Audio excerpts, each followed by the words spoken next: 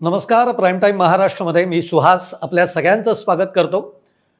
मुंबईचा महापौर याच्या बाबतीतली जी महापौर पदाची सोडत होती ती अगदी काही दिवसांपूर्वी म्हणजे 23 तारखेला झाली आणि त्यातनं एक नक्की झालं की मुंबईचा महापौर ही महिला असेल. म्हणजे या वेळेला महिला महापौर ही मुंबईची महापौर असेल.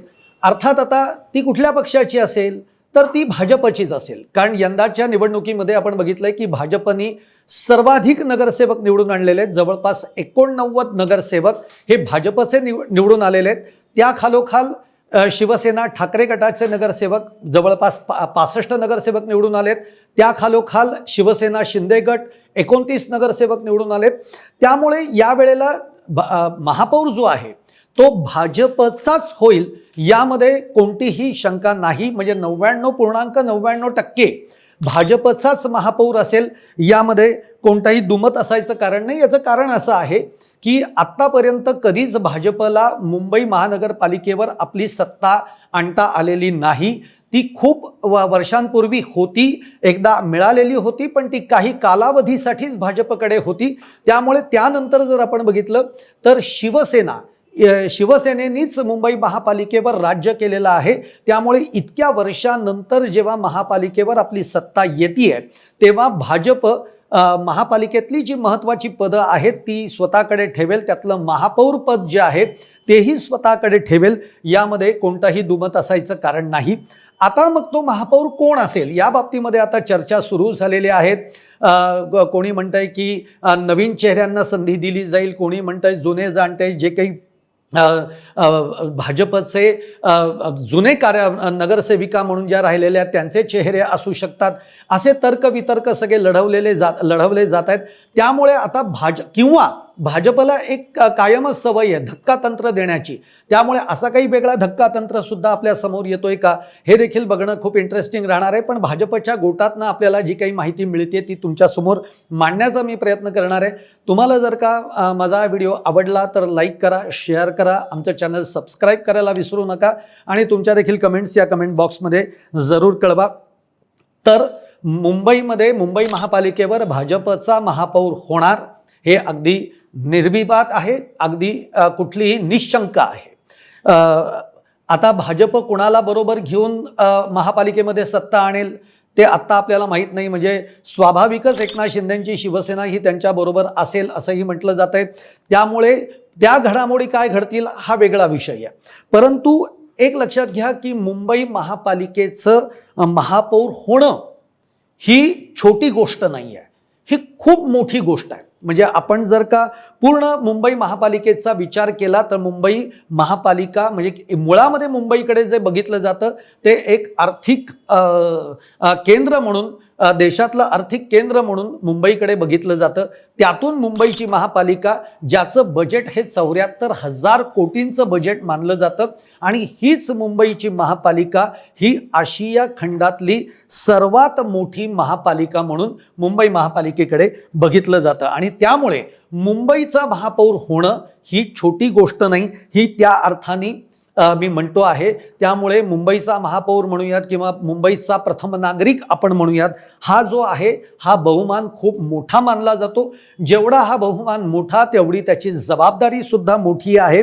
आणि त्यामुळे भाजप या वेळेला कोणता चेहरा, कोणत्या नगरसेविकेचा चेहरा महापौर पदासाठी देईल याची उत्कंठा ही मुंबईकरांमध्ये खूप आहे.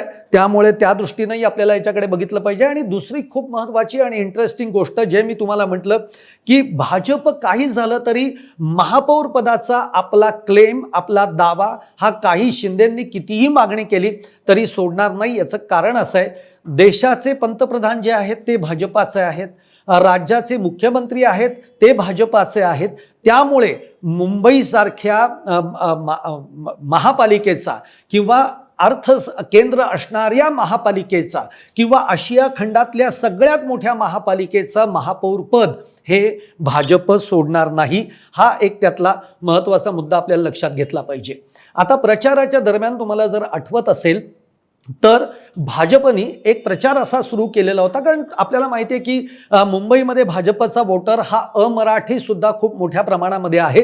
त्यामुळे भाजप सुरुवातीला असं म्हणत होतं की आमचा महापौर हा हिंदू असेल. ते मराठी असेल हे नंतर बोलायला लागले.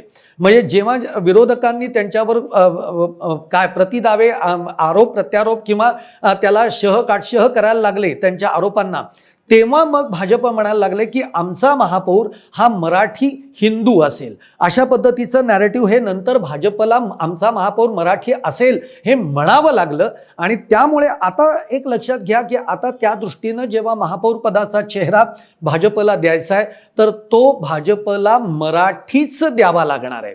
आता भाजप इथं कोणत्याही पद्धतीचा वेगळा खेळ करणार नाही, करण्याच्या स्थितीमध्ये भाजप नसेल किंवा भाजपला ते परवडणारं सुद्धा नसेल, कारण आत्ता तशी भाजपच्या दृष्टीनं परिस्थिती नाही असं म्हणायला काही हरकत नाही. त्यामुळे आपण आता याचा विचार करूयात की मग भाजपच्या महापौर पदासाठी कोणकोणते चेहरे हे समोर येऊ शकतात. त्यातलं मी आत्ता जे म्हटलं त्याप्रमाणे अमराठी नगरसेविका ज्या भाजपमधनं निवडून आलेल्या आहेत त्यांचा पत्ता या नॅरेशनमुळे, या नॅरेटिव्हमुळे कट होतो. तो म्हणजे यावेळी महापौर पदाचा चेहरा मराठीच असेल. त्यामुळे अमराठी नगरसेविका या रेसमधनं, या स्पर्धेमधनं निश्चित बाहेर होऊ शकतात. आता दुसरी गोष्ट अशी बोलली जाते ती म्हणजे बाहेरून आलेल्या ज्या काही नगरसेविका आहेत, म्हणजे इतर पक्षातनं भाजपमध्ये आल्या आहेत, उमेदवारी त्यांना मिळाली आणि त्या निवडूनही आलेल्या आहेत, असे जे चेहरे आहेत. आता त्याच्यामध्ये जर अगदी नावं घ्यायची झाले तर अश्विनी मते आहेत, राखी जाधव आहे, तेजस्वी घोसाळकर आहे, हे भाजपमध्ये आता नुकतेच आलेले आहेत. त्यामुळे बाहेरून आलेले चेहऱ्यांना भाजप संधी देईल का निष्ठावंतांना देईल याची एक चर्चा सुरू झाली. तर या लोकांना भाजप संधी देण्याची शक्यता ही खूपच कमी वाटते माझ्या दृष्टीनं. त्यामुळे तेजस्वी घोसाळकरांचं नाव हे मधल्या काळामध्ये खूप आघाडीवर होतं, पण ते मान्य होणार नाही. याचं कारण असं आहे कारण मधल्या काळामध्ये भाजपने मोठ्या प्रमाणामध्ये इन्कमिंग केलं आणि त्यामुळे कार्यकर्ते असतील, पदाधिकारी असतील, काही नेते असतील यांची नाराजी सुद्धा भाजपा अंतर्गत आपल्याला बघायला मिळालेली आहे. त्यामुळे बाहेरून आलेल्या चेहरे किंवा बाहेरून आलेल्या आणि नगरसेविका झालेल्या महिलांचे चेहरे हे भाजप देणार नाही. त्यामुळे एक दुसरा आपण वर्ग देखील यातनं वगळला समजा तर तोही वगळूयात. आता तिसरा एक मुद्दा राहतो तो म्हणजे की पहिल्यांदीच नगरसेवक भाजप, म्हणजे त्या मूळच्या भाजपच्या आहेत पण पहिल्यांदीच नगरसेवक म्हणून त्या निवडणूक लढवली आणि त्या निवडून आलेल्या आहेत, अशा लोकांना भाजप संधी देईल का? तर ही शक्यता मला कमी वाटते आहे. याचं कारण एक लक्षात घ्या की महापौर पद, जसं मी पहिल्यांदा म्हटलं की मुंबईचं महापौर होणं हा एक मोठा बहुमान आहे, ते खूप जबाबदारीचं पद आहे. जरी त्याला म्हणजे त्याच्यामध्ये अधिकार किती आहेत वगैरे जरी आपण काही म्हटलं तरी ते खूप प्रतिष्ठेचं, मानाचं असं पद आहे. त्यामुळे जी लोक पहिल्यांदीच नगरसेविका होत आहेत त्यांचा विचार कितपत केला जाईल याची मला शंका वाटते. दुसरं गोष्ट, महापौर होणं हे फार जबाबदारीचं काम आहे. ते या अर्थाने की एक लक्षात घ्या, त्या महापौराला सभागृह चालवणं ही एक खूप मोठी जबाबदारी त्याच्यावर असते. त्यानंतर योग्य मुद्द्यावर योग्य नगरसेवकाला, योग्य व्यक्तीला बोलण्याची संधी देणं हे सुद्धा महापौर करत असतात. त्यामुळे त्या दृष्टीनं देखील तो तयारीचा असावा लागतो, तो संवादात्मक असावा लागतो, त्याचा संवाद चांगला असावा लागतो. त्या दृष्टीनं देखील महापौर पदाकडे बघितलं जातं, तो अनुभवी लागतो. आणि परत सगळ्यात महत्त्वाचं म्हणजे सभागृहामध्ये अशा पद्धतीने जेव्हा काही विकास कामांची प्रस्ताव जेव्हा समोर येत असतात तेव्हा मुंबईच्या दृष्टीनं कोणत्या विकास कामांना प्राधान्य द्यायचं, कोणत्या प्रस्तावांना मंजुरी द्यायची, कोणते प्रस्ताव प्राधान्यांनी मंजूर करून घ्यायचे, हे जे फार महत्त्वाचं काम असतं ते महापौरांकडे असतं. त्यामुळे पहिल्यांदाच नगरसेविका झालेला चेहरा हा भाजप देईल असं मला वाटत नाही. त्यामुळे या 3 कॅटेगरी जेव्हा आपण याचा विचार करत नाही तेव्हा मग मूळ भाजप असणारे, अनुभवी असणारे, यापूर्वी देखील त्यांना नगरसेवक पदाचे अनुभव असणारे असे चेहरे कोणते आहेत यांचा आता आपल्याला विचार करावा लागेल. तर याच्यामध्ये एक अलका केरकर यांचं नाव आपल्याला घेता येईल, रितू तावडे यांचं नाव घेता येईल, राजश्री शिरवडकर यांचं नाव आपल्याला घेता येईल, योगिता कोळी यांचं नाव घेता येईल किंवा प्रीती साटम आहेत त्यांचं नाव आपल्याला घेता येऊ शकतं. आता याच्यामध्ये जर का आपण विचार केला तर अलका केरकर का, म्हणजे अलका केरकरांच्या बाबतीमध्ये जर आपण विचार केला तर मुळामध्ये अत्यंत जुन्या जाणत्या आणि सगळ्यात महत्त्वाचं म्हणजे भाजपच्या पडत्या काळामध्ये देखील त्या नगरसेविका म्हणून निवडून आलेल्या आहेत. अत्यंत साधी राहणी आणि उच्च विचारसरणी आपण असं जे म्हणतो त्याला अनुसरून अलका केरकर यांचं व्यक्तिमत्व आहे. त्या खूप तशा त्या वयोवृद्ध आहेत, पण तरीही संघाशी जोडलेलं एक नाव म्हणून सुद्धा अलका केरकर यांच्याकडे बघावं लागतं. त्यामुळे अलका केरकरांचं नाव हे चर्चेमध्ये आहे. दुसरं नाव येतं ते म्हणजे रितू तावडे. रितू तावडे या ज्या आहेत या शिक्षण समितीच्या माजी सदस्य राहिलेल्या आहेत, त्यामुळे त्यांना एक कामाचा अनुभव आहे. त्यानंतर रितू तावडेंचं व्यक्तिमत्व किंवा त्यांचं दिसणं, त्यांची पर्सनॅलिटी ही अतिशय उत्तम आहे. त्यामुळे ते प्रभावी व्यक्तिमत्व म्हणून रितू तावडेंकडे देखील बघता येऊ शकतं आणि त्या देखील भाजपच्या मूळ भाजप नगरसेविका आहेत. त्यामुळे त्यांच्या नावाचा देखील एक विचार हा इथे होऊ शकतो.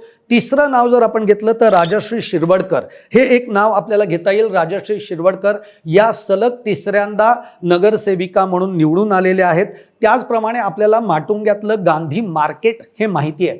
या गांधी मार्केटमध्ये पावसामध्ये अत्यंत पाणी साचण्याचं कायम प्रकार तिथे घडत होते आणि राजश्री शिरवडकर यांनी हा जो पाणी साचण्याचा जो प्रश्न होता तो त्यांनी मार्गी लावलेला आहे. त्यामुळे त्यांच्या वॉर्डामध्ये आज राजश्री शिरवडकर यांची एक चांगली प्रतिमा आहे आणि त्याचबरोबर म्हणजे खूप एक मोठा वर्ग राजश्री शिरवडकर यांना त्या प्रभागातला मानणारा आहे आणि याचा फायदा भाजपला होऊ शकतो. त्यामुळे राजश्री शिरवडकर हे एक नाव पुढे येऊ म्हणजे चर्चेमधलं आहे. त्यानंतर योगिता कोळी. योगिता कोळी या भाजपच्या रणरागिणी म्हणून बघितल्या जातात आणि सगळ्यात महत्त्वाचं म्हणजे त्या मूळ मुंबईकर आहेत.